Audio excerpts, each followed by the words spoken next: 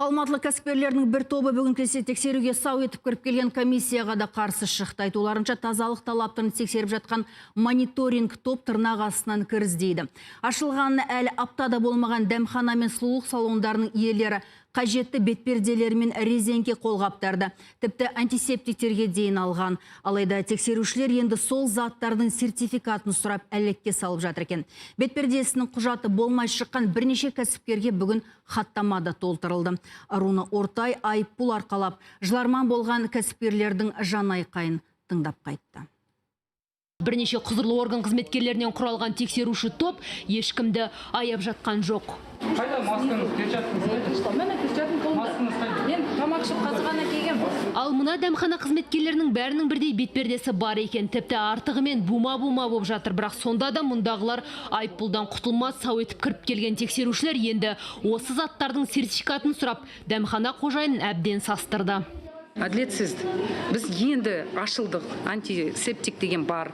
Оның сертификат дейді. Оны магазиндерде, аптекаларда сатқан кезде, оны сертификатпен сатпаса, оны қалай, олар неге тогда аптекалар тексермейді? Оны тікпейміз, өзіміз жасамаймыз, бұны біз сатып аламыз. Сатып алған жерде, естественно, сертификаттар бар шығар, құжаттар. Неге біз оны алуымыз керек, барған жерден? Соны мен түсінбеймін да. Осылай деп көз жасын көлдеткен кәсіпкер сотқа жолдаманы құшақтап қала берді. Карантиннен кейін қарызға кіріп, кәсібін ашып жатқан жалғыз бұл кәсіпкер емес, сауда үйінің бір бұрышын жалға алып, сұлулық салонын ашқан мына бойжеткенде резеңке қолғап, бетперде десібе қажеттінің бәрін сатып алған, алайда оның да сертификаты болмай сотқа жолдама алды. Анықтама қағаз дейді, қазақша айтқанда, сондай жіберсе, мен түсінетін едім, осының бәрін істейтін. Маған даже бір қағаз да жіберген жоқ. Менің ашуланатым сол, және бізге осындай штраф 100 МРП саламыз дейді. Егер біз 100 МРП салатын болсақ, біз налог төлейміз ба, аренда төлейміз ба, или нандай заттарды аламыз ба, или мастердің жалақысын береміз ба.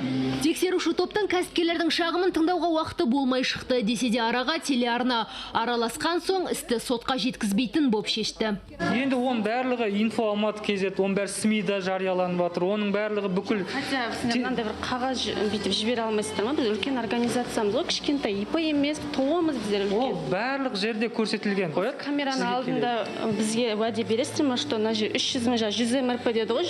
Біз 100 МРП не миллион салмай, штраф салмайтындай уәде. Ол негізі ондай болмайды. Орындаймыз. Сіздер уәде бересіздер ме, бізге штраф салмайтындай? Уәде береміз. Карантин кезінде талаптарды сақтау міндетті дегенмен кәсіпкерлерде тексерушілер шашал десе басылатын әрекет жасамаса дейді.